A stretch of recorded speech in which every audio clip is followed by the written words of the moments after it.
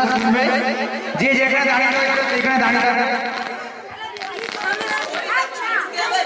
যে যেখানে দাঁড়িয়ে রয়েছে সেখানে দাঁড়িয়ে থাকবে, সামনে আসার দরকার নেই, কিন্তু হাত তুলবে, নিজের জায়গা থেকে দাঁড়িয়ে হাত তুলবে, যার হাত আগে উঠবে আমি তার কাছে যাবো। ওকে, কেউ কিন্তু কাউকে ঠেলবে না, তাড়াহুড়ো করবে না। প্রশ্নটা হলো IPL 2014 KKR দল ফাইনাল খেলায় কত রান বানিয়েছিল? হাত তুলেছে।